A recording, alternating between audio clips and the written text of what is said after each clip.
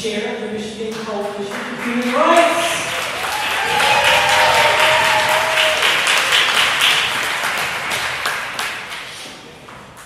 This is our 42nd annual dinner.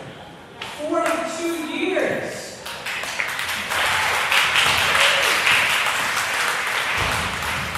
42 years ago, our founders, my dad, Episcopal Bishop H. Coleman McGee Jr., and Roman Catholic Bishop Thomas Gumbleton, and Rabbi Richard Kurtz formed the Michigan Coalition for Human Rights. The mission of MCHR is to promote awareness of, commitment to, and advocacy for human rights and the environmental rights of planet Earth through education, community organization, and action. MCHR opposes forces that suppress human dignity, freedom, and justice locally and around the world. What a great mission.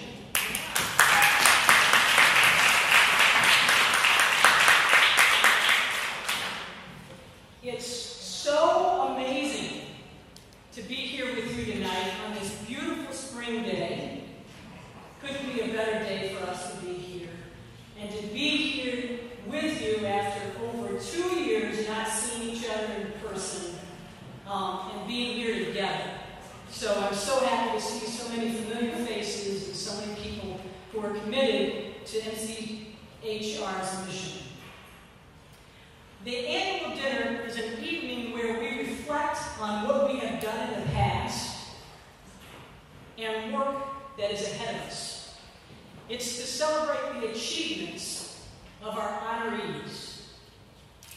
It's a night when we break bread together in a beloved community of like-minded and committed human rights and social justice educators, advocates, and activists, and those who love and support MCHR's work and its mission. I want to thank all those who worked so hard to make tonight happen for us. MCHR's dinner committee, of course, the warm and welcoming venue offered to us by Mary Grove.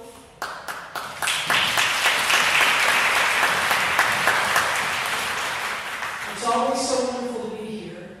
It's such a beautiful, beautiful campus. I'd like to thank our wonderful and hard-working wait staff who are with us tonight.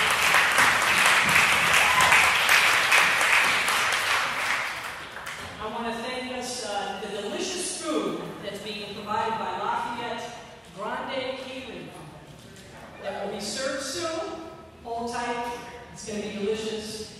And I want to also thank the soothing music provided by Super David DJ in the house. I also want to thank Lindsay Edwards and her business, Burning Phoenix, for this beautiful program for tonight. I want to thank our IT folks. Don't sweat tech. That's a great name. Our videographer, DKR Photography, our photographer, Mallory Bentley.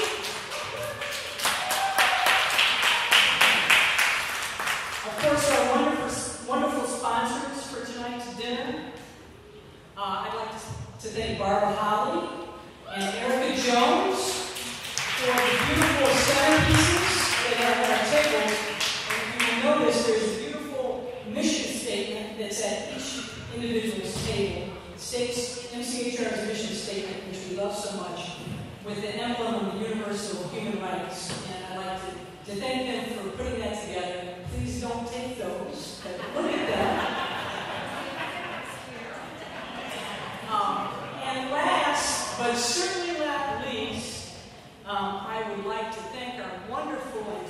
Board's Executive Director, Chantel Yancey.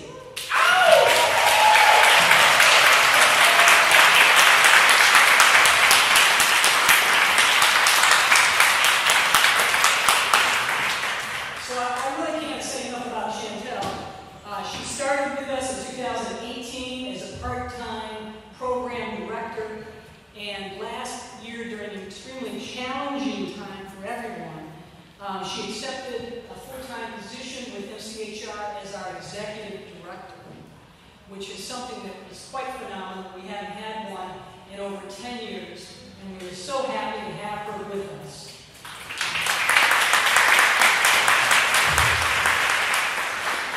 Chantel has a master's degree in social justice from Marygrove College.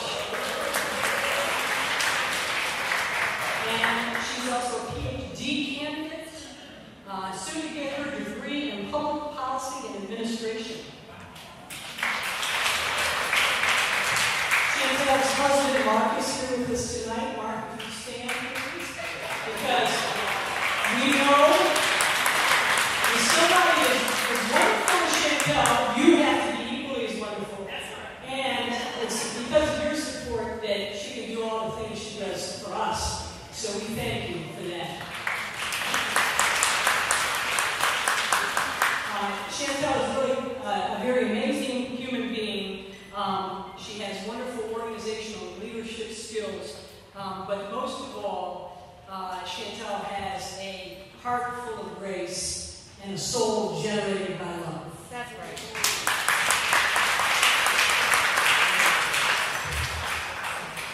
I'd like to congratulate our honorees who have shown relentless dedication, courage, and commitment to MCHR's mission, promoting and protecting human rights and the rights of planet Earth.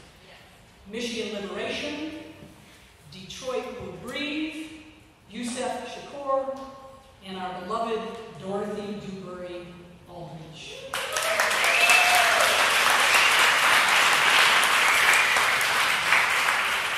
At this time, I would ask that our Board of Directors and Advisory Board members stand as you are able and be acknowledged for all they do to keep MCHR strong and running.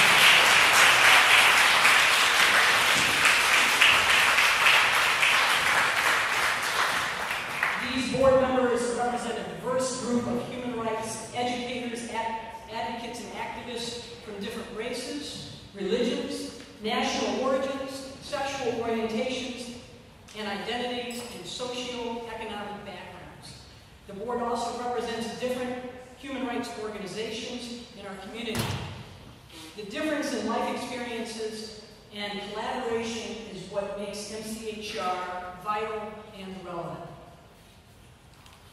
So I want to briefly talk about tonight's program, which we'll get started with very soon. A couple of things. The itinerary of the program, so you can follow, is on page 3 of your booklet, so if you would like to look at that. We do have COVID protocols because we are obviously concerned about your health and safety, and we've asked that all in attendance be fully vaccinated. And we also ask that you wear your mask when you are walking about and not at your table. Obviously, if you want to wear it at your table, do so. But please, when you're walking around the common areas and you're going to get dinner, please wear your mask. Dinner will be buffet style, okay? And it's going to be in this room here right in front of me. We will usher tables in gradually, so please listen for your table number, which is right on your table.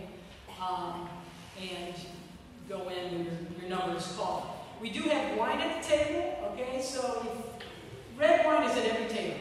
If you need more wine, ask the server. When the servers can bring you more wine, we do also have white wine. If you really like white wine, just ask one of the servers and they'll bring that to your table. At dinner, we're going to have a raffle, okay? Everybody loves the raffle. And the raffle is for the Freedom Tour.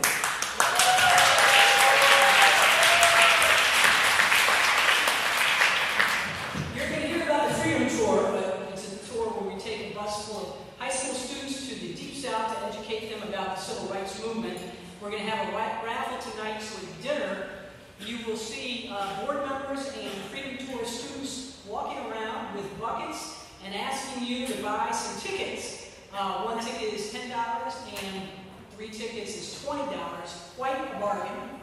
So please help us out. The money will go to an excellent cause. And the winners, there's going to be 5 winners of the raffle, are going to get prizes, which represent art that was made by our Freedom Tour students. So it's very special, and at the end of the evening we will call the numbers, and if you are present and your number is called, please go out into the hallway and collect your prize. So tonight our keynote speaker is Keith Ellison, right? Okay.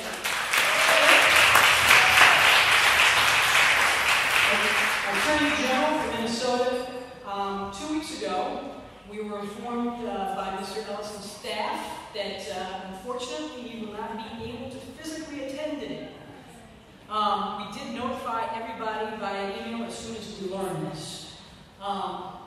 Unfortunately, the governor of the state of Minnesota decided to have his state address in person on the same day as our annual dinner. So couldn't do much about that. But we are fortunate that Mr. Ellison has provided us with a pre-recorded remarks specific to MCHR, and we will have that for you tonight. So you will hear from Keith Ellison. All right? So we're happy about that. And we are so thankful for Mr. Ellison and all he's done to advance MCHR's mission as a U.S. Congressman and the Attorney General for the state of Minnesota. I'd like now to introduce MCHR board member and director of campus ministry at Madonna College, Jesse Cox, to do our invocation tonight. Jesse?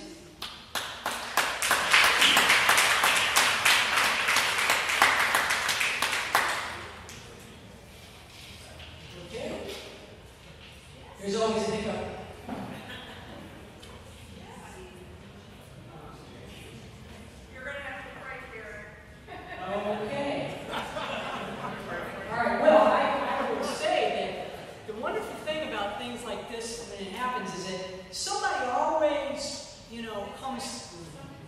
And so, who would like to give the invocation tonight?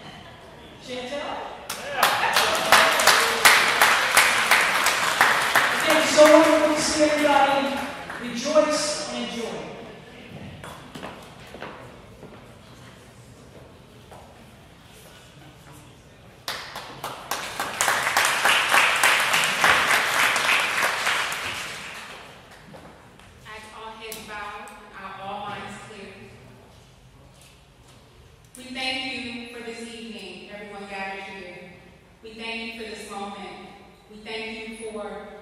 The mission to advance human rights. We thank you for blessings. We thank you for peace. I ask that everyone center their hearts and their minds in this moment to lift up our world. To whomever you may pray to, if you seek light, that light comes your way.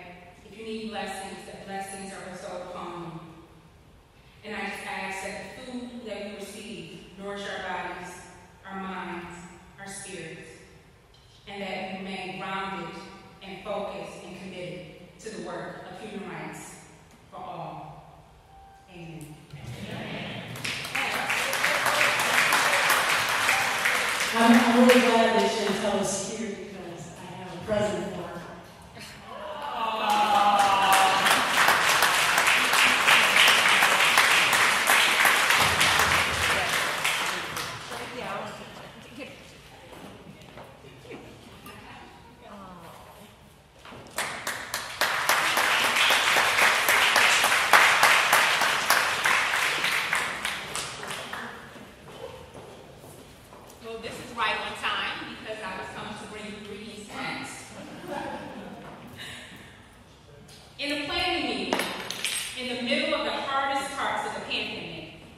Dr. Barbara Holly presented our group with a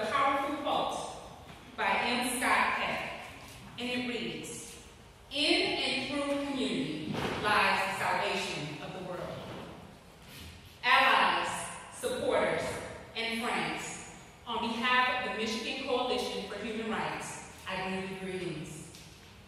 What a joy it is to be back together, to honor worthy advocates and activists, to lend our ears to receive a powerful keynote message centered on protecting the heart and good of democracy through justice, and being able to fellowship in person after 3 long years.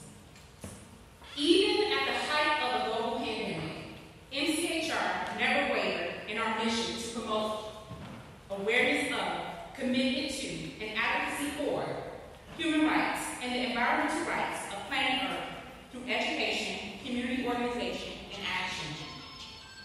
MCHR opposes forces that suppress human dignity and justice locally and around the world. We spent most of 2020 redefining our operations, shifting board meetings, programming, and outreach to a virtual platform in the midst of the pandemic, all the while continuing to make that good trouble in the name of human rights. This shift also included the postponement of our signature programming by the way of the annual dinner and freedom tour. But the birth of our virtual youth engagement series in the spring of 2020 kept the then Freedom Tour cohort connected and engaged. That June, we held our annual meeting virtually with special guest Shady Gupta Barnes, Policy Director for the Poor People's Campaign, where we also welcomed new board members and wrapped up the fiscal year with promise and hope ahead of us. Just like many during this time, we were met with some financial setbacks, but this did not stop us from hosting multiple virtual programs and events that fall. In the fall of 2020, we held our virtual annual dinner with keynote speaker Reverend Liz Theo Harris, where we celebrated 40 years of dedication to human rights efforts. We closed out the year with initiatives centered around the 2020 election, educating our community and beyond on the importance of voting and exercising said right. And after a historical election with notable voter turnout, MCHR shifted to stabilizing the organization with an inaugural capital campaign in the winter and spring of 2021. In this time, we also observed our Founders Day, which focused on setting a human rights agenda befitting of the time, and concentrated on setting a human rights presence within the community. With the help of you all, the inaugural capital campaign was a huge success in an effort to not only support the organization fiscally, but most importantly, affording us the opportunity to continue on advancing the mission of the great work we do. We held 3 months of exciting capital campaign programming and events with our launch featuring Jim Wallace in April, and our campaign wrap-up featuring author Austin Channing Brown for our June annual meeting.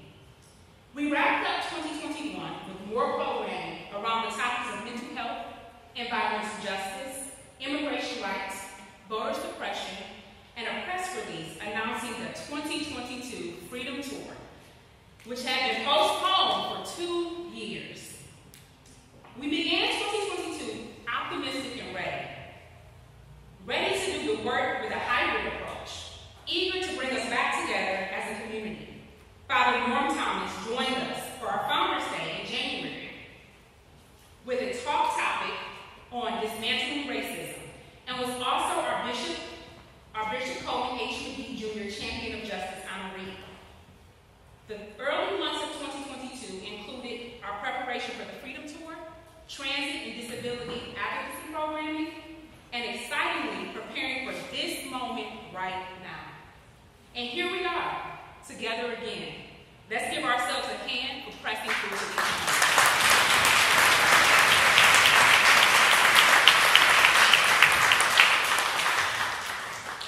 In and through community is where the work of human rights is done and continues. In and through community is how MCHR maintained our presence in the midst of a global pandemic. And in and through community is how the important work that we all do in our lives will continue to grow and advance.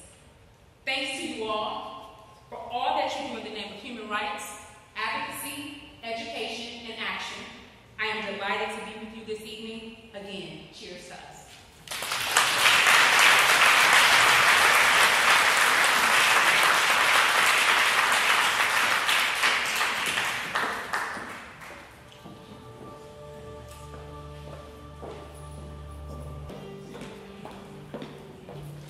Thank you, Chantel. We are now moving on to the next item on our itinerary with the presentation of the honorees. And I'd like to ask the individual, Tim Christensen, who will be introducing Michigan Liberation. And then after you're done, if you I'm going to just leave this up for you to just ask.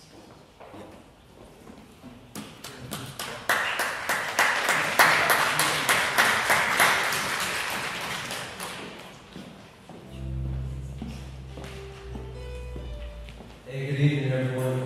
Good evening.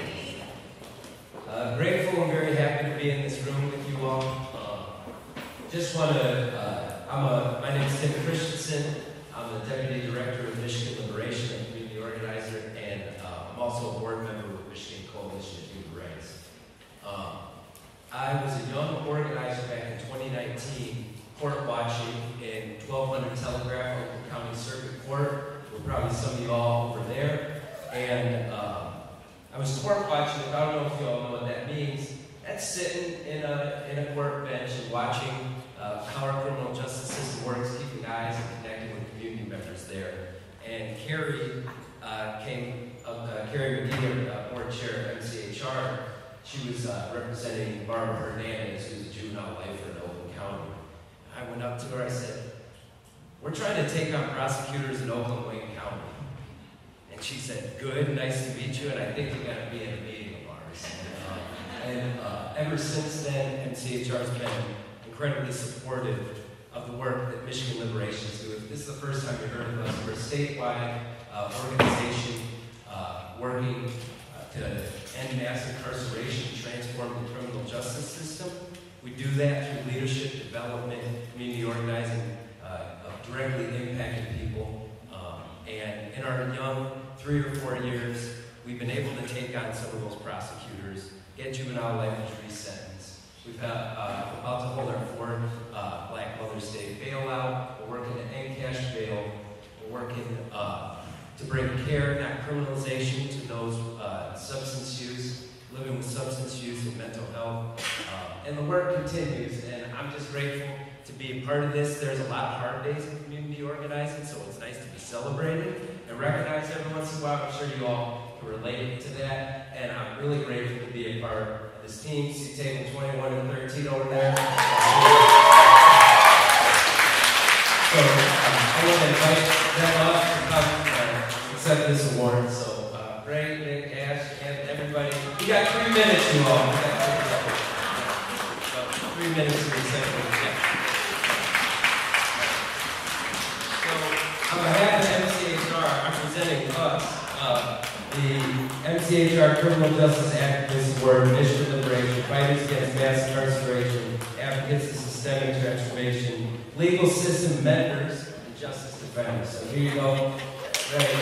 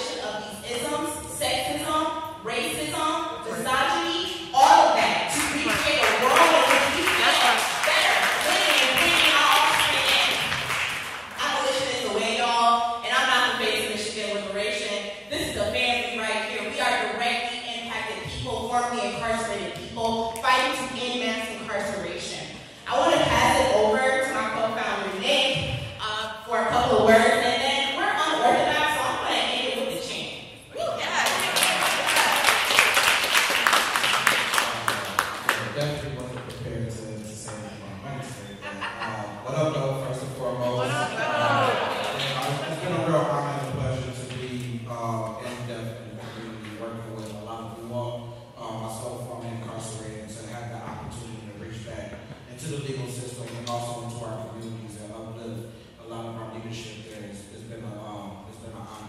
But this Black Moms Bailout, and I have to say this one real quick, because we're going into this season. This is our 4th year of building out Black moms across the state. Yeah. We also say that when we incarcerate a Black man to disrupt the household, and when we incarcerate a Black mom to disrupt the community. And I'm calling for each and every one of you to step up as a community to protect Black women, to protect the women that's going in and out of our carceral systems. There is something very dangerous and nasty that is happening in the only prison for women right here in Michigan. And if you do not know what that is, please check in with Mission Liberation as we're working to dismantle this system, and we're going to start off right here on Falcon. So give it up for yourselves, give it up for the team.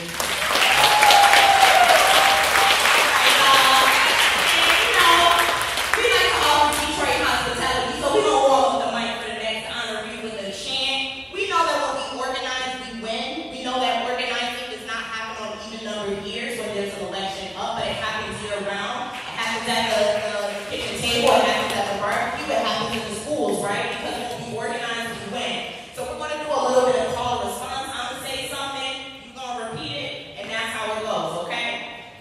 All right. So when we organize, we win. I said when we organize, we win. I said when we organize, we win.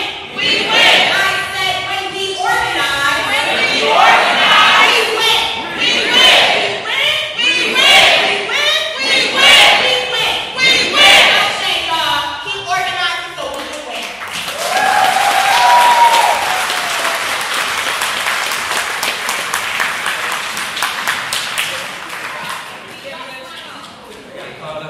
I got caught up. I wanted to walk out with the tea, but yeah. I'd like to bring up the presenter for the Community Activist Award. So thanks a lot.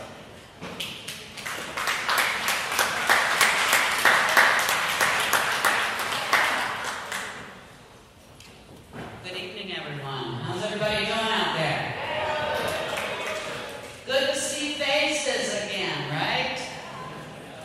My name is Brenda Bryant, and I'm the president of MCHR.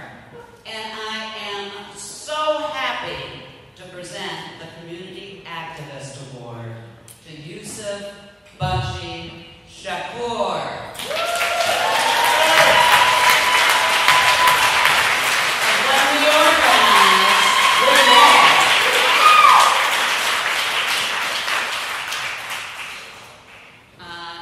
I've worked with Yusuf on many community endeavors over the years, so I know what an honorable and deserving man he is. As you have read in his bio, Yusuf embodies many roles: father, author, organic intellect, scholar activist, educator, unorthodox leader, and neighborhood organizer. Always working for and with people who are seeking transformation and liberation. A gang member in his youth, much of his redemption came about from the many lessons he learned from his father, whom he met in prison for the first time. Thankfully, through courage and love, Yusuf wrote about this transformation in a workbook and dedicated it to our youth. While I have learned many things from him, I remember a particular incident where I referred to ex-cons as returning citizens. He replied in a kind yet firm way, "How can we be citizens if we cannot vote in many U.S. states?" I was glad to be reminded of the injustice. As one example of his commitment to revolutionary principles of social justice, Mr. Shakur, for the last 8 years, has been transforming an abandoned house into a community center in his neighborhood. Turning a 2-family flat into a community training center with a focus on youth, he has, as they say,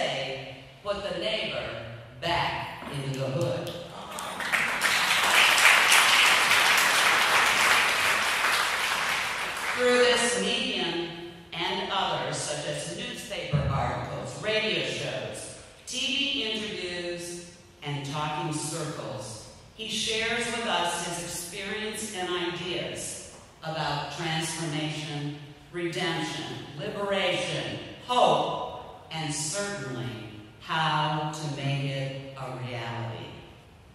In his spare time, Mr. Shakur earned his MSW from the University of Michigan and serves as the Deputy Director of Strategy and Innovation with the Michigan Roundtable for Diversity and Inclusion.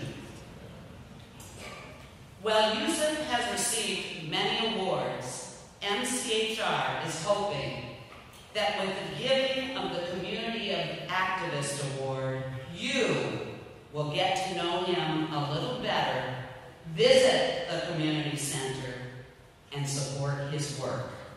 Thank you, Yusuf, for your commitment to social justice and your commitment to our beloved Detroit. We celebrate you.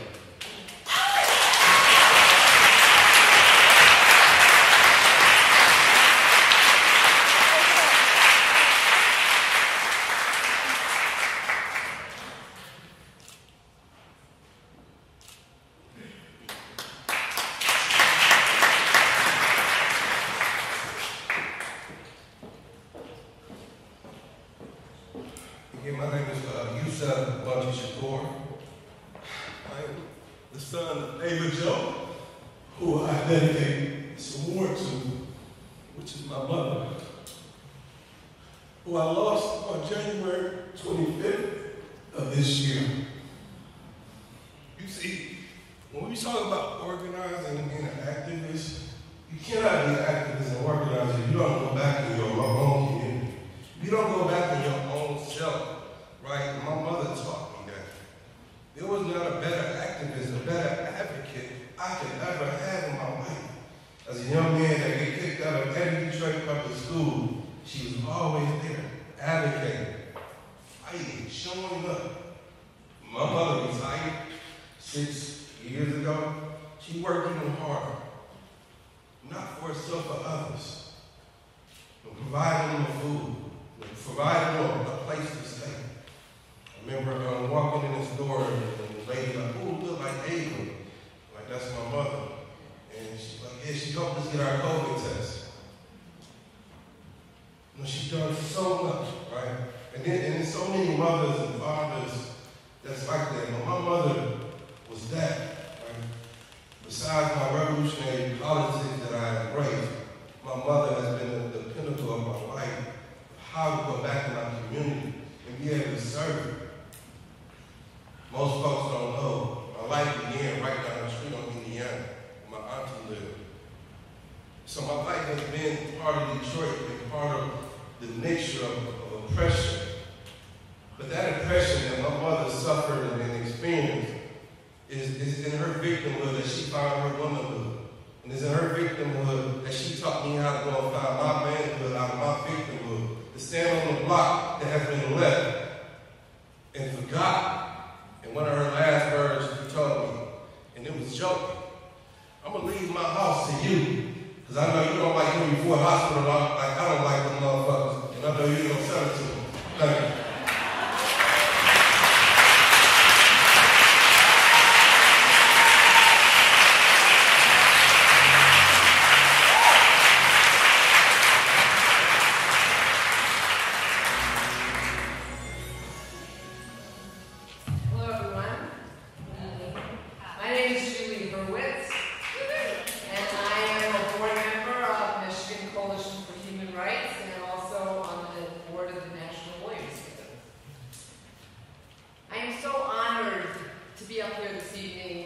present the MCHR Organization Activist Award to Detroit Will Breathe. So,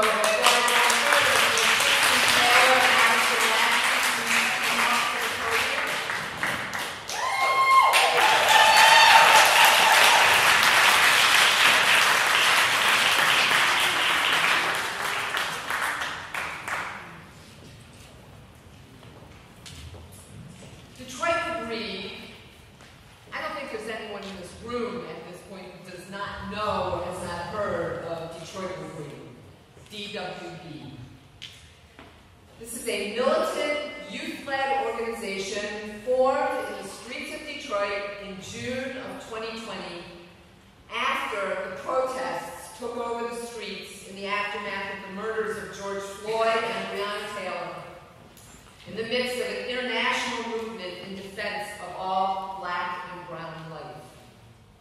After the vicious attacks and use of violence by the Detroit Police Department, under the direct supervision of former Chief James Craig, Mayor Michael Duggan,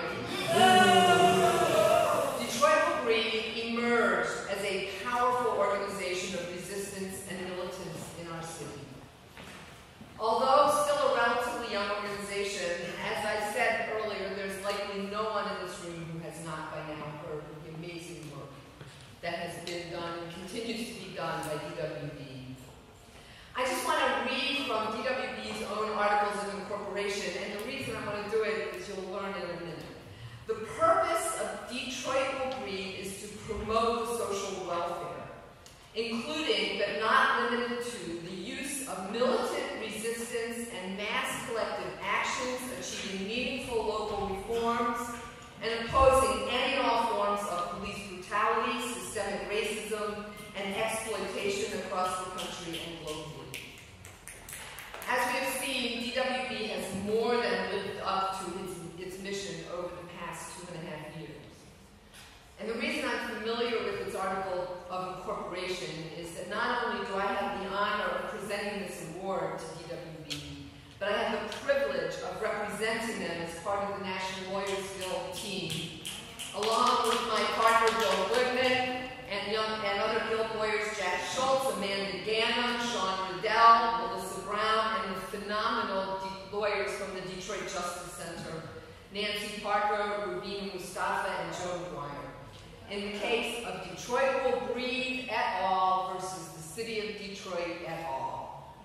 And as a direct result of the violence that occurred in the streets on the part of the Detroit Police Department, DWB was able to obtain from a federal judge a TRO and then a preliminary injunction that is still in place against the Detroit Police Department. And ever since the issuance of that order in September 2020, not one person who has exercised their constitutional right to protest on the streets of the city of Detroit has been arrested or beaten.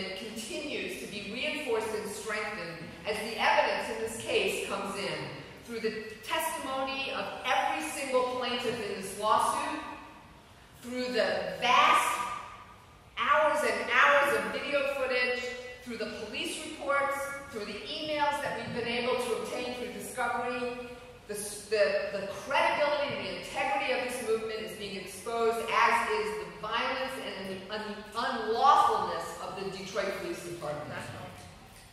Since June of 2020, DWB continues to be in the forefront of the Detroit-based organizing to confront the long history of police brutality, racism, and violence in our community and around the country to defend Black and brown lives. Because of the ongoing work of DWB and this movement nationwide, while on a daily basis throughout the country, police violence continues, and we saw it most recently last week with the execution of Patrick Leorio. They can't keep hiding from the truth.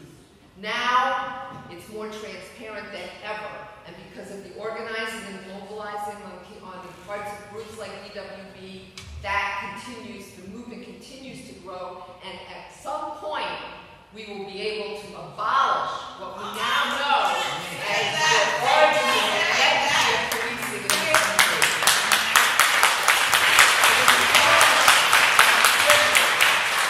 To represent these brave warriors and to award on behalf of MCHR to Tristan Taylor and Allison last week this Detroit Organization Activist Award to Detroit.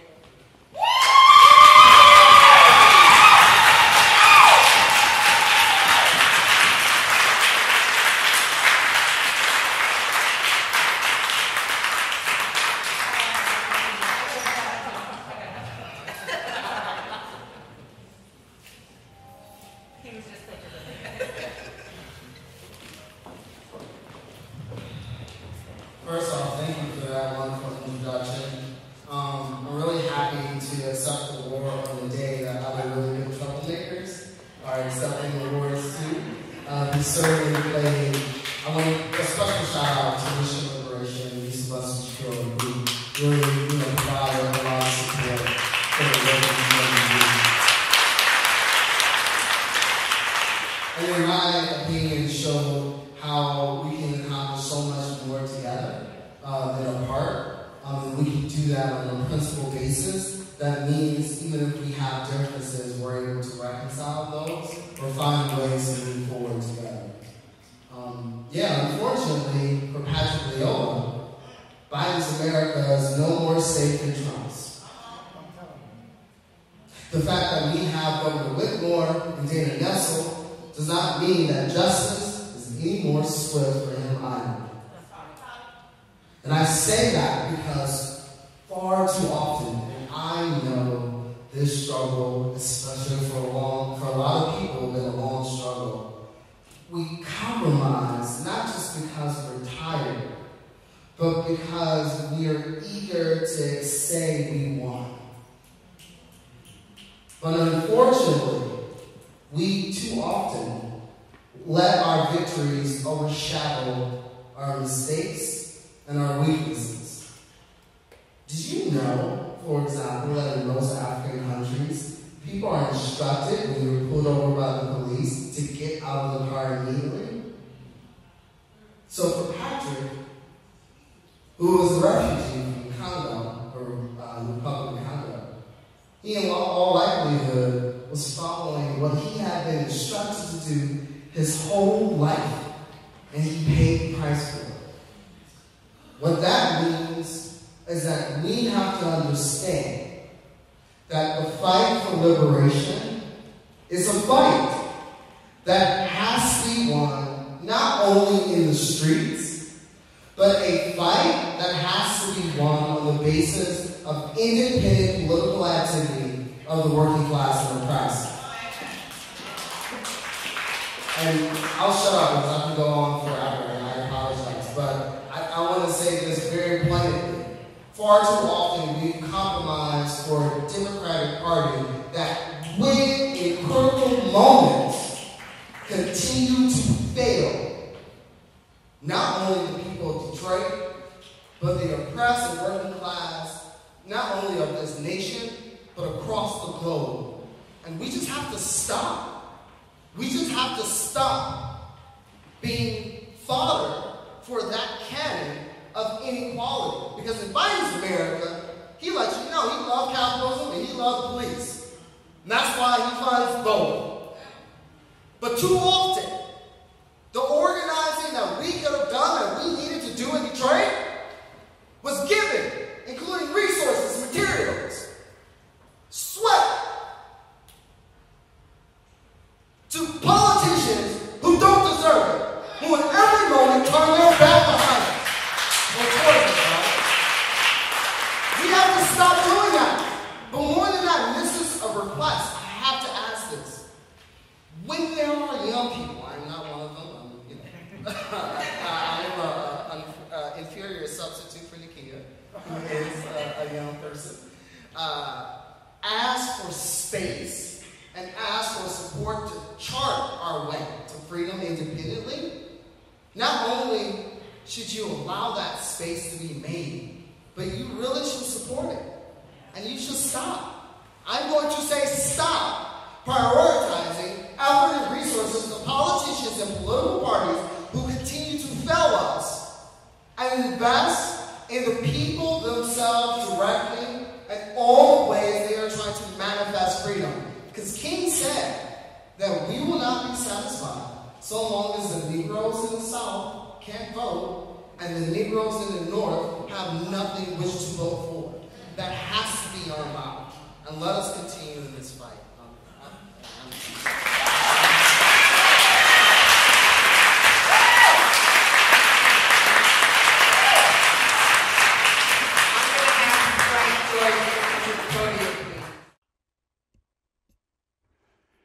First, let me express my gratitude for being given the opportunity to present this award. What a treat. What a privilege. I wish I could be there in person, but thank goodness for digital technology. Before I praise Dorothy, I want to give some shine to the Michigan Coalition for Human Rights. Years ago, I pointed out that what MCHR is matters as much as what MCHR does. What I meant is that the very existence of MCHR is an act of resistance. Our decades of putting into practice the values of inclusion and respect for all is in defiance of the violent white male supremacy that has dominated the United States from the beginning. Think about it. Month after month, year after year, we bring together humans of many ages, religions, races, ethnicities, and sexual orientations to make common ground and common cause. On purpose, we do this. Take a look around. It's what's happening right now at this dinner. Well, darned if that isn't also what Dorothy Dewberry has been doing all her life, since long before our founders even created MCHR. Personally, Dorothy and I go back to the days of the Detroit Education Project, very early in the 1960s. Together with Bobby Fletcher, we helped found a Detroit chapter of the Northern Student Movement. For me, it was my first involvement in a racial justice organization. By that time, however, Dorothy was already a seasoned veteran. One thing about getting a Lifetime Achievement Award is this: you have to do the work for a lifetime, which through SNCC and through thin and so much more is what Dorothy has been doing her entire life. Where MCHR is fortunate is that for a long time now, Dorothy has done much of her work as part of the MCHR beloved community. The freedom tours Dorothy leads have become essential to us as an organization. They brought so much knowledge and experience to all they have touched. But the Freedom Tours have also brought the gift of Dorothy's involvement in the life of our MCHR. Her wisdom, connections, institutional memory, and grounding in the struggle of now have enriched us beyond measure. Her family, too, is a part of our extended family, and we treasure their support. Another thing about a Lifetime Achievement Award is that it is intended to inspire young people. Inspire them how? One way is to let them know that the struggle is long. The road twists and turns. There will be setbacks. Let us stand now and show our appreciation for having Dorothy among us to help find the way. Peace.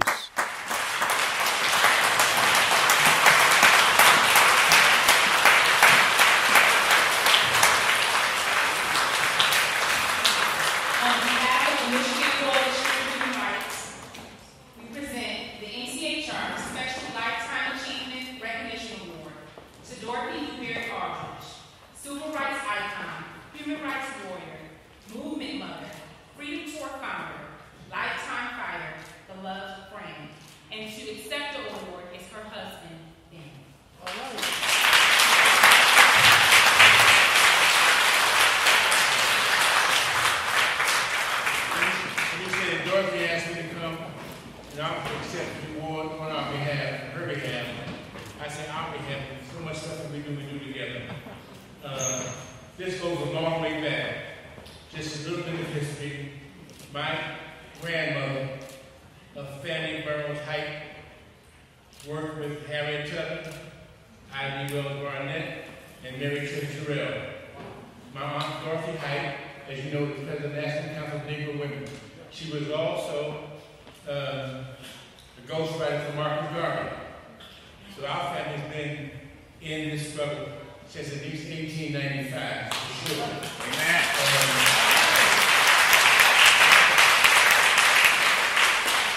Dorothy and I went in 1969 to visit Mrs. Garvey, Marcus Garvey, second MCHR Garvey. We were brought there to meet with Walter Rodney. Our friend was subsequently assassinated. My close friend was then Carl Cabral, who was also assassinated. So Dorothy and I have been doing this work, and Dorothy has been committed. The earliest record I had is 1959, when she worked for the youth group of the NAACP. Since then, she went on to work for a Student Nonviolent Coordinating Committee and many, many other organizations. And any reward that she received, frankly, is well earned. Thank you very much.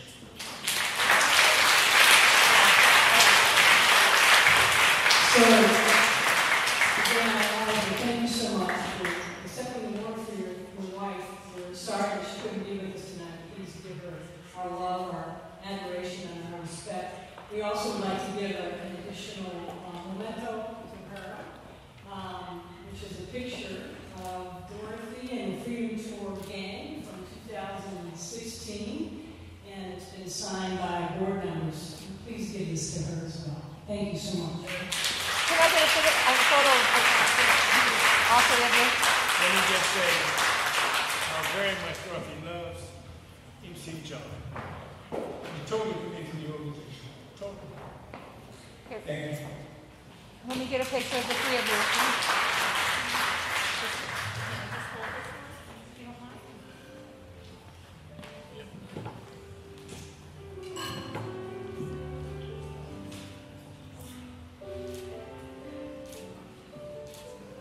Thank you. Thank you.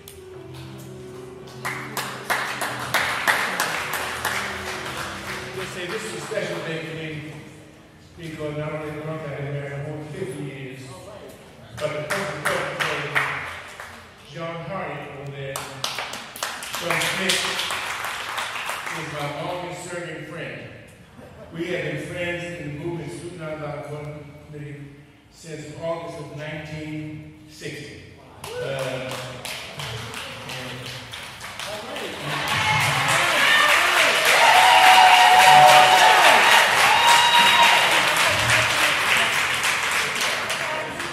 And just there's the day we ran down the street away from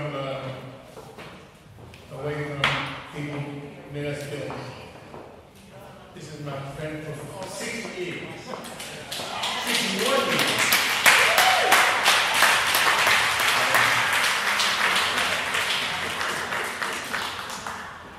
And he too, like Dorothy, loved MCHR and is totally dedicated to his purpose and his mission.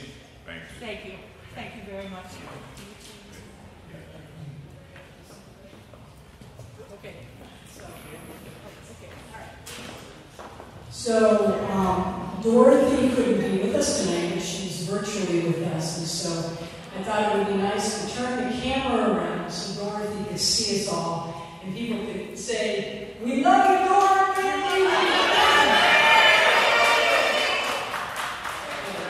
The Freedom Tour raffle to introduce Valerie Blakely, who was the first talk to us about the Freedom Tour.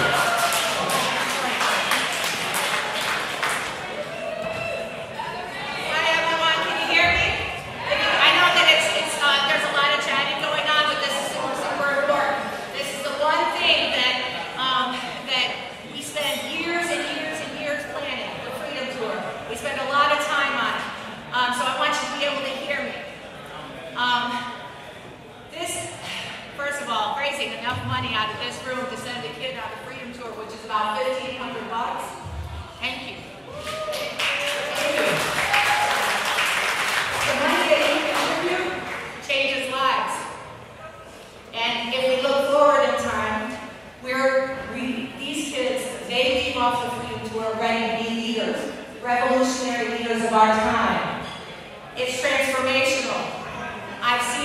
And when people go, it's transformational for the adults and the kids that go. It's one of those things that when we contribute to something like this, we're contributing to future generations, being able to organize and activate other people and fight the things that we have to fight, the things that are on the horizon that we know.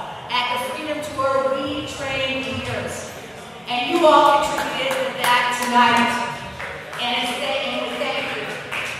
You're going to be coming back with lots of stories of transformational change. Follow us on that journey through on Facebook, on Instagram, and all these other places. Make sure that you're keeping track of us, and please share those out so people know about the next Freedom Tour. Thank you so much for all that you contributed.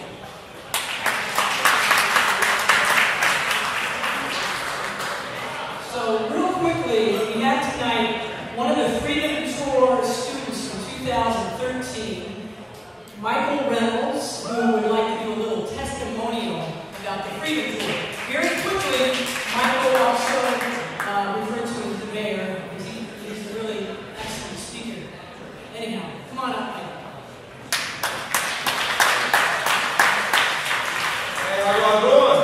Hey! It's not MCHR. I said, hey, how y'all doing? That's a little bit better. We can do better, though. It's a lot of young people in here. I said, hey, how y'all doing? All right, that sounds better. My name is Michael Reynolds. I went on the 2013 Freedom Tour. And one thing that I will say is it'll be the same thing I just told those young people over there that's going on the Freedom Tour next year or this year. I told them, you know, the biggest thing is to have fun, you know, and to enjoy the experience, and also the connections that you're going to meet. Because at the end of the day, even like this lady right here, right, this beautiful soul, I've been known for 10 years plus, and it's all thanks because of MCHR, you know what I mean? Those connections can last a lifetime if you play your cards the right way. And the thing is, the people that you're going to meet on the Freedom Tour are very extraordinary people. You never know what they've done in life because people are just so humble about it. We was able to march with Diane Nash.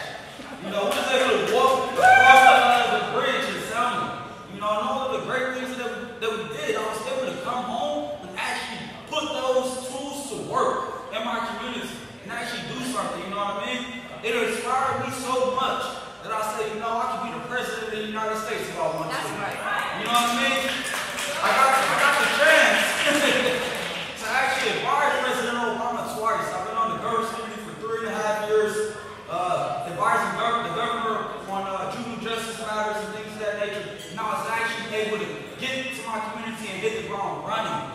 You know, and that's the opportunity that y'all are here to fund these students to do. And it's very important work. And I'm just this year is going to be lasting years to come. You know, so one thing I will say is I'm really excited to see this mission keep going. And I'm excited to see all of these smiling faces and all these faces that I know just are kind and that's just love and that's just genuine, you know what I mean? I appreciate y'all and God bless.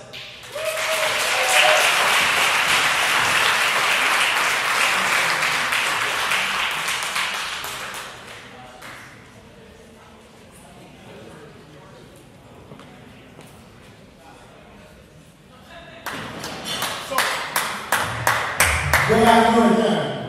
Good afternoon. My name is Abayomi Azikwe, and I'm the board member of Mission Coalition for Human Rights. I have been a board member now for some 17 years. It's been a very rewarding experience all those years working with so many talented and dedicated and committed people from throughout the Detroit metropolitan area. Want to once again thank our chairperson, Attorney Kelly McGee.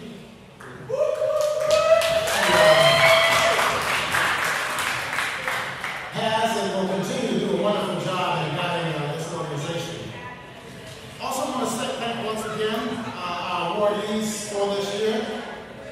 It's really historic here tonight to have the Student Nonviolent Coordinating Committee all the way to Mission Liberation and Detroit. We're bringing all in the same room, sitting at the same table.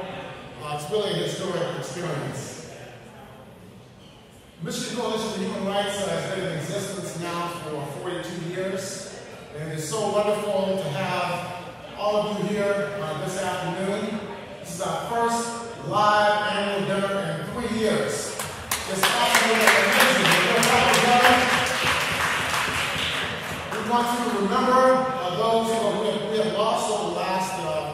24 months in this horrendous pandemic.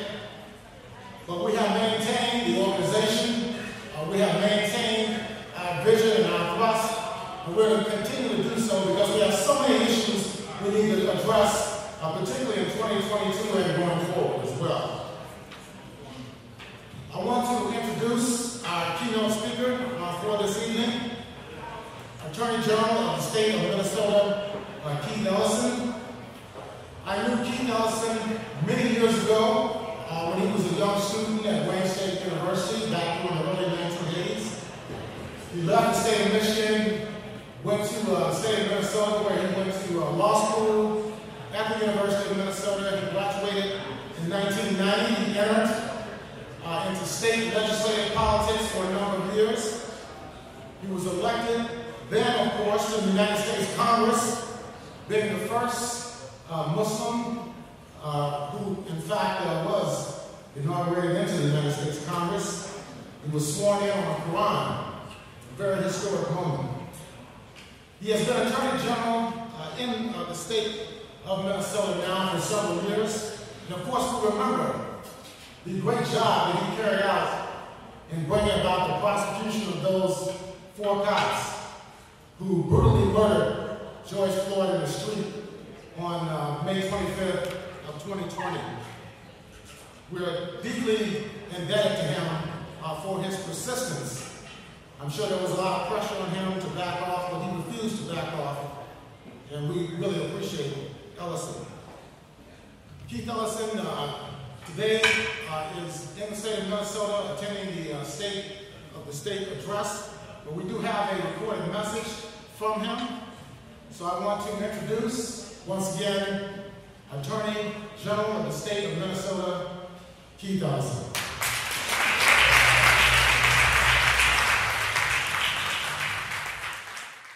Hello, everybody. My name is Keith Ellison, and I'm the Attorney General for the state of Minnesota. And I want to thank the Michigan Coalition for Human Rights, an organization dedicated for human rights for everyone. And I'm glad to be talking about it today. And I want to thank the board, the executive director, and every member, because the work that you are focused on is the work of our time. Let me say that human rights are exactly what is on the table, and they're exactly what is at risk in the case of George Floyd. And not just George Floyd, but every person who has found themselves the target of state-sponsored and state-sanctioned excessive force based on structural inequalities that have existed in our country from the beginning. But we have been able to overcome slavery and Jim Crow. We repealed the Chinese Exclusion Act, and we got rid of the Indian Removal Act. We no longer do Japanese internment, and yet police brutality just keeps on going. The cases seem like they're always one coming, one right after another. And when a government, any government, uses and allows agents of that government to use armed force against a targeted population, that invokes basic issues of human rights.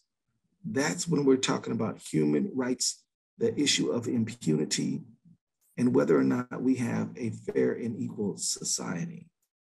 All of us, one time or another, have stood up and put our hand on our chest, and we have said the Pledge of Allegiance. And when you wrap up the Pledge of Allegiance, you always say, and liberty and justice for all. What I say is, let's break this 100-year cycle of inaction so that we can truly say liberty and justice for all. I want to talk to you today about the death of George Floyd and the issue of breaking the cycle of inaction, because the state has not acted with forthright, deliberate action in the face of what is a chronic and historic problem, a problem that seems to just go on, and we take measures here and we take measures there, but the problem continues to occur. Our challenge is to end it, to stop unwarranted, unjustified, illegal, and unconstitutional policing in America. That is our task, and that's what I want to talk to you about today. Now, let's talk about the status quo. The reason I want to talk to you about the status quo is there are a lot of people who will tell you, well, if we change we're going to have problems. If we make real serious moves in this area, maybe we'll be less safe. Maybe I won't be as safe as I am now. You know, that's not true. But the real truth is that the status quo is extremely costly and damaging. Let's talk about it. Let's start with police settlements. Police misconduct. Situations in which the city or the officer have agreed that they're going to pay because they have engaged in misconduct in the violation of people's rights. If you look at the slide on the left, it shows, according to 538's analysis, that cities have spent more than $3 billion to settle police misconduct lawsuits over the last 10 years. $3 billion, which could have gone to better lighting. $3 billion, which could have gone to playgrounds or sewers or exchanging lead pipes or dealing with water bills. $3 billion, which could have gone to hiring more mental health staff or building housing. $3 billion is what we devote to settle police misconduct lawsuits. What if we didn't have the misconduct from the very beginning? To unpack that number, New York City, since 2019, paid out $175 million in civil judgments. Chicago, 2018, more than $85 million. In my own town of Minneapolis, misconduct payouts up to $70 million. George Floyd was $26 million, and there was a woman named Justine Rushdick who was $20 million. 2 cases alone, $46 million. Another tremendous cost is the cost of civil unrest. Actually, we know that when you have a chronic situation and a train of abuses, people will react. It's not, maybe they don't react the right way, maybe they should react in a better way, but they react. And what it means is broken glass and burned buildings. And this is extremely costly, not only to the business people whose dreams are shattered on the floor, maybe the restaurant or the store that they open is just gone, and it might be their whole life savings and their whole dream and what they've always worked for. It means that people who live in the neighborhood, who rely on them to get butter or bread or takeout, now don't have those services available.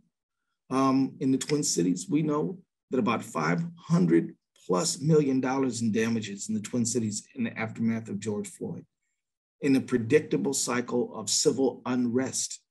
Across 20 states, it could cost insurance companies as much as $1 billion to $2 billion, making them the most expensive in US history, all because of police misconduct and brutality. What if we fix the problem, the root of the problem? And the first slide really should be the loss of life. The loss of life. George Floyd is never coming back. He will not walk his daughter down the aisle when she meets the partner of her dreams. Her daddy won't give her away. But why stop there? Neither will Malice Green, who you all know in Detroit. Neither will the people who died in the Algiers incident in the 1960s. Neither will Tamir Rice in Cleveland. Neither will Alton Maddox, who was killed in Baton Rouge, Louisiana. Sandra Bland in Texas. Eric Garner. About 1,000 to 1,100 people are consistently killed in officer-involved incidents in our country. In 2020, there were only 18 days where there was not an officer-involved shooting. Police officers, when these tragic incidents occur, are not charged in about 98.3% of the officer-involved deaths. And then it is important to note that we lose officers too. And every police officer wants to go home to their family. We want to preserve all lives, including officers' lives. And in 2020, we lost 46 police officers who were murdered in the line of duty. And in 6 months, 2021, 37 police officers have been murdered in the line of duty. 1/3 of wrongful convictions. You all remember the Central Park five young men falsely accused, bullied and brutalized as teenagers until they gave false confessions, end up in prison. But where did this start? Where did false wrongful convictions start? Generally with some form of police misconduct, witness tampering, false statements, fabricated evidence, refusals to turn over exculpatory evidence. According to the National Registry of Exonerations, They've cataloged every exoneration since 1989. And what they have done is published a report talking about government misconduct and convicting the innocent. You fix police misconduct, you will reduce wrongful conviction. But one thing you really can't put a number on, but everybody knows is absolutely real, is trust. Trust, broken trust. When the bonds between us break, what happens? Well, what happens is that maybe we don't call the police because of the tragic incident that occurred. Maybe we don't respond to the subpoena because of a tragic incident we've seen. We know that there are people, private citizens, who commit acts of crime and violence in our communities. They're well aware that the relationship between police and community is attenuated and weak and maybe broken. And those people know that it is open field day to commit crime because a community doesn't trust the police department that is sworn to protect it. And that means people are subjected to not only state-sponsored violence, but private sector violence by private individuals who might rob, rape, and commit violent offenses in their community. The fact is that police misconduct actually hurts our effort to stop crime because it breaks the bonds of trust between police and community. Now, what I'm talking about right now is something that a great social scientist put his finger on many, many years ago. His name is Dr. Kenneth Clark, and some of you know him because he was the one that provided the evidence of damages in the 1954 Brown versus Board of Topeka, Kansas case. Thurgood Marshall, the great legendary Thurgood Marshall, needed to be able to prove to the court that segregation actually caused damages. The lawyers in the audience tonight will know that damages are a part of any case and any civil case. And Thurgood Marshall needed to prove damages, and he did it by showing a series of dolls, black and white, to Black school children and asking them which doll is nice, which doll is smart, and then asked which doll is you.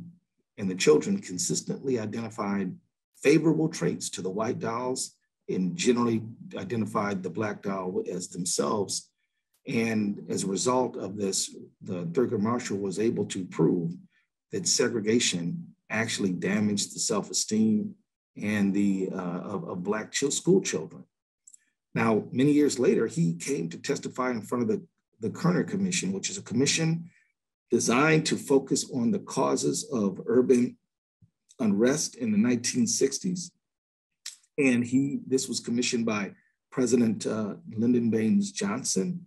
Many great people came to testify, including Martin Luther King, but Kenneth Clark came to testify, and here's what he said. He said, I read that report of the 1919 riot in Chicago, and it was as if I were reading a report of the investigating committee on the Harlem riot of 1935, or the report of the investigating committee on the Harlem riot of 43, the report of the McCone Commission on the Watts riot. I must say, again, in all candor to you, members of this commission, it is a kind of Alice in Wonderland with the same moving picture reshown over and over again, the same analysis, the same recommendations, and the same inaction. And as the Michigan Coalition for Human Rights, you know that there was a police sparked riot in 1943 in Detroit, and again in 1967, and we know that. And then there was civil disturbance when Martin Luther King was killed. So the fact is that Detroit is very much a part of this. Michigan is not excluded from this phenomenon. We all know it. The question is, what are we going to do about it? My proposition is no one's above the law and no one's beneath the law. In order to make progress and stop the inaction, we've got to have equal justice.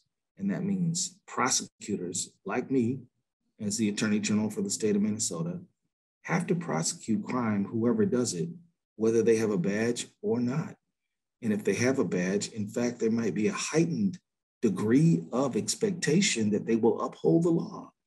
And we have to bring the machinery of the criminal justice system to hold them accountable when they do not live up to the promises of that badge. starts with equal justice under the law. And it also starts with us. Yes, us. Everybody in the audience tonight, everybody gathered tonight, us. What are we going to put up with? What are we going to tolerate? One of the amazing things about the George Floyd case is that it all started when he was suffering under the knee of Derek Chauvin, but regular citizens stopped. Look at the slide on the left. Those people didn't know George Floyd. Not one of them knew George Floyd. And yet, one of them on the far right of my screen, the young lady with the hoodie on, that was Darnella Frazier. She took that video and she won a Pulitzer Prize for it. She's only 17 years old. And she was doing nothing but going to get snacks with her cousin, who's standing right next to her with the Love t-shirt on and the broke down slippers that you see on her feet. And then the young fellow you see in the middle, that's Donald Williams. I've known him since he was a child. By some miracle of accident, Donald Williams was there. I had no idea he was there, and I saw him and I said, I know that kid. He's not a kid anymore. He's about a 32-year-old man. He's the same age as my oldest son, but he was there on the scene. He had been fishing that day and he was just going to get some snacks. Then the other one next to her is Genevieve Hansen. She's a Minneapolis firefighter. And she said, I am a trained paramedic. Let me help him. Check his pulse. And they ignored her. And there were many others. Now then take a look at the folks on the right. Those are those are Minnesota residents. Those people on that picture are at a lynching in Duluth, Minnesota. And those people falsely were told that there was Black men who raped some white women. They came to the jail. The police officers didn't even have guns to protect those people who are confined, who are wrongfully confined. And then they yanked them out of there and they hung them. Don't forget the man on the bottom. You see the two bodies hanging there, but there's one on the ground who's also been murdered and lynched and tortured. And you can also see the smiling faces.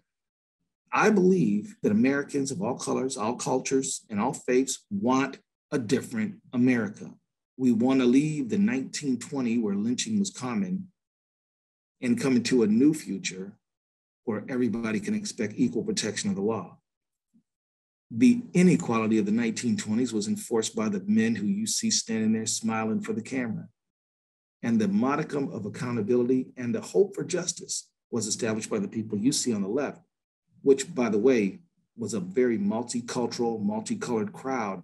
And if you looked at the protests all across America in the aftermath of George Floyd, there were people of all colors and all cultures and all faiths there demanding justice. Lessons from the Chauvin trial. There are a number of them. Number one, you've got to prosecute these cases. When we agreed to take this case, a lot of my mentors said, Keith, do not take this case. Tell the governor you can't do this case because you could lose, and if you do, it could hurt your career. My advice is take the case anyway. Do the right thing anyway. Martin Luther King famously said, the time is always right to do what is right. The time is always right to do what is right.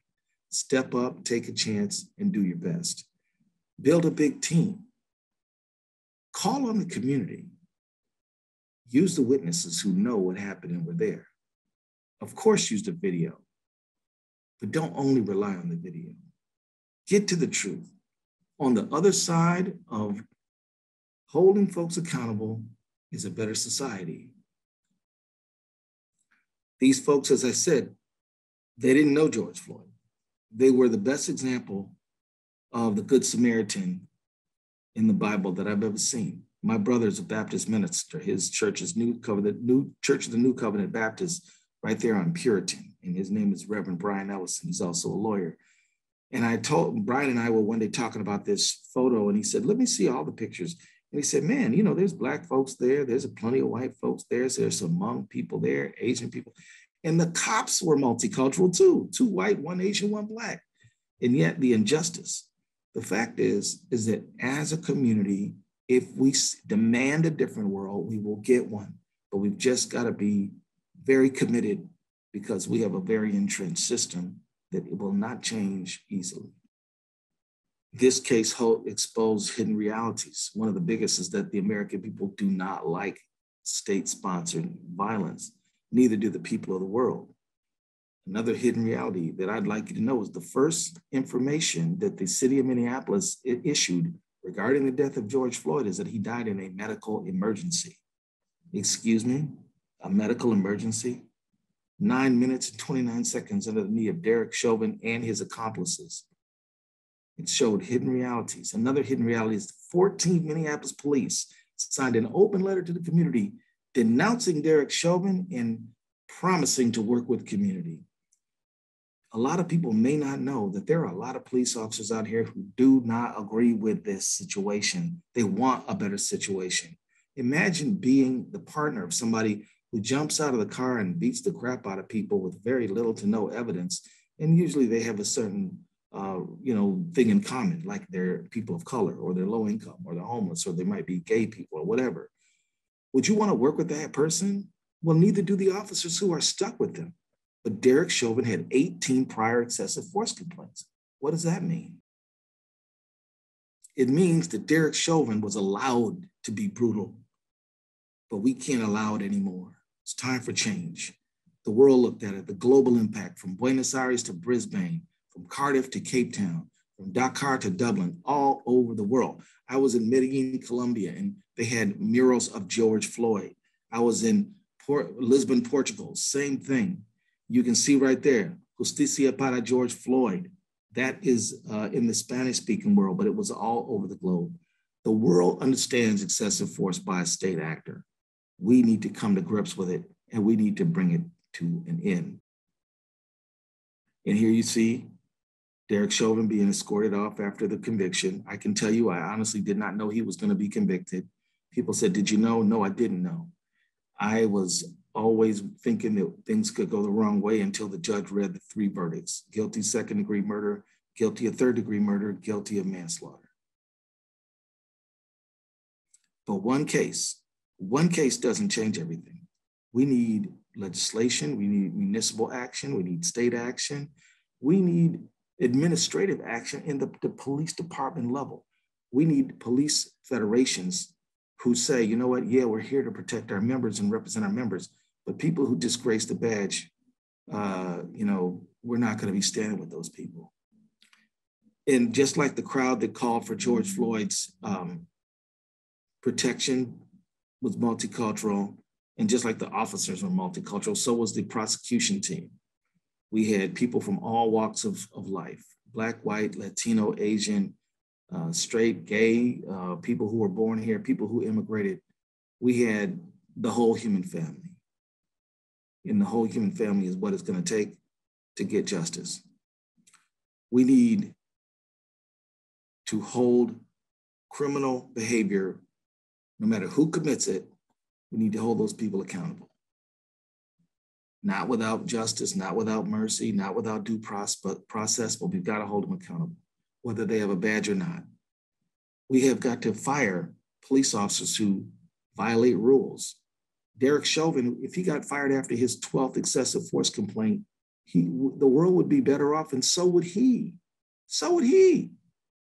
Derek Chauvin is now spending 22 and a half years in prison. If he'd have lost his job because of excessive force after the 12th complaint, he would be hanging drywall or he'd be selling insurance, but he'd be free. But we also have to deal with the underlying premises of police brutality. I believe that housing segregation is tightly connected to police brutality.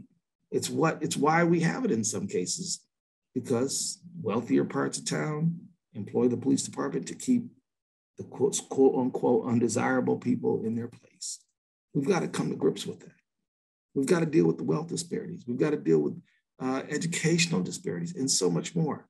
So often policing is simply it's the most visible thing we see, but it really is undergirded by a whole lot of other inequity, as the Kerner Commission showed. Can we break the cycle of inaction? Yes, we can, if we act. Pass the George Floyd Justice and Policing Act. Pass other legislation, step forward.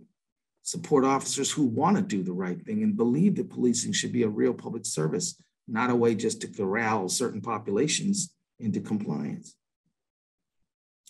I just want to wrap up with examples of how tragedy can result in a better tomorrow. Let me start with somebody named Jimmy Lee Jackson. Jimmy Lee Jackson was shot and killed by Alabama state trooper, police brutality, in 1965. His tragic death inspired people to march from Selma to Montgomery. And John Lewis and Hosea Williams, very young men at the time, did that march and were beaten on what is known as Bloody Sunday, March 7th, 1965. Later, Martin Luther King joined the march. And later, after they got a court order to allow them to march, they marched from Selma to Montgomery, and the world saw it all. That very August, the Voting Rights Act was passed. Martin Luther King referred to Jimmy Lee Jackson as a martyred hero of the Holy Crusade. But people saw his tragedy and didn't just stop and say, that's so sad. They got out there and they made his death a rallying cry for change. And it's why we have the 1965 Voting Rights Act today. It is under attack. It is under attack. But Jimmy Lee Jackson, we have to fight for it in his honor. The next one is a man named Sergeant Isaac Woodard. Sergeant Isaac Woodard was minding his own business as a decorated veteran of the United States Army. He had just finished World War II and had been discharged honorably. He asked to go to the bathroom, and the driver of the bus in South Carolina told him in a very, very rude way that he was not going to be allowed to do that. And Isaac Woodard said, well, I'm a member of the United States Army. I ought to be able to go to the bathroom. There was nothing but a verbal argument, but there was a verbal argument, which is more than that bus driver could stand. And he called the chief of police in Batesburg, South Carolina, who pulled Sergeant Isaac Woodard off and beat him, and then took the narrow end of the blackjack, the narrow end, and jammed it, gouged it into his eye and blinded him for life. Civil rights advocates were so outraged that they told President Truman about this, and President Truman, who was no civil rights advocate, y'all. He had a history of making a lot of racial jokes and things like that. He still was so outraged. His moral compass was so shaken up that he called the U.S. attorney and demanded that the U.S. attorney prosecute that officer who did that to Isaac Woodard.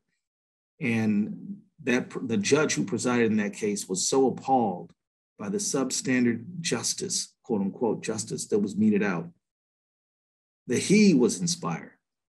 And of course, the officer who blinded Isaac Woodard was found not guilty by an all-white jury. But the judge then began to read and study and began to look for cases where he could himself challenge segregation.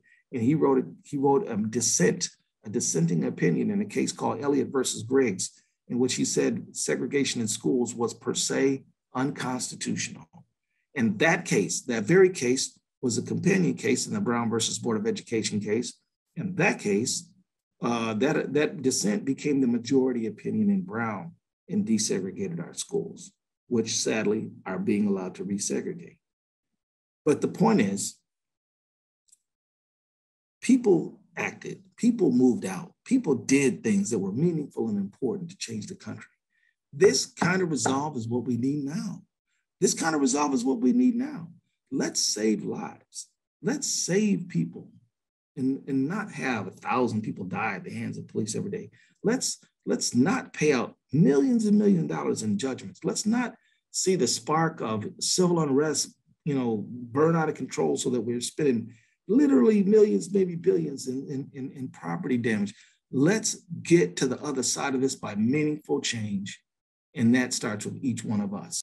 I have always believed in the words of the mentor of Thurgood Marshall, who was a man named Charles Hamilton Houston. And he said, a lawyer is either a social engineer or a parasite on society. I think he's absolutely right. I try to be a social engineer and never be that parasite. That's how I've tried to pursue my legal career in my own life. And I hope you all agree with Charles Hamilton Houston. You could take the word lawyer out and put citizen. And let me just say, all of you attending today are leaders. You're leaders. But what are leaders? Leaders are people who will choose an uncertain but possibly better future than a certain, terrible status quo. Let's break that status quo. Let's break the cycle of inaction. Thank you all very much. All the best, Michigan Coalition for Human Rights.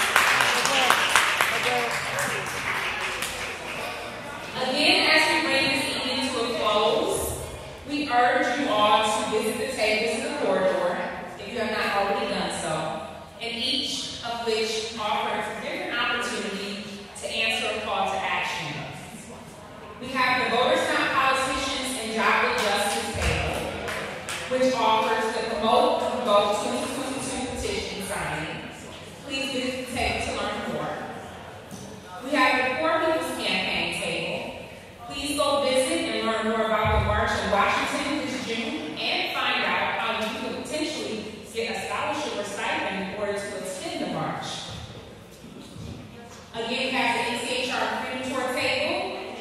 We share more information about the organization at that table and ways to get involved, and an opportunity to become a donor, not just for this Freedom Tour, but for Freedom Tours to come. We have the ACLU table, where they have a petition signing for the Productive Freedom for All petition. And last but not least, we have the Transit Advocacy table, which provides educational information regarding the topic and more ways to get involved.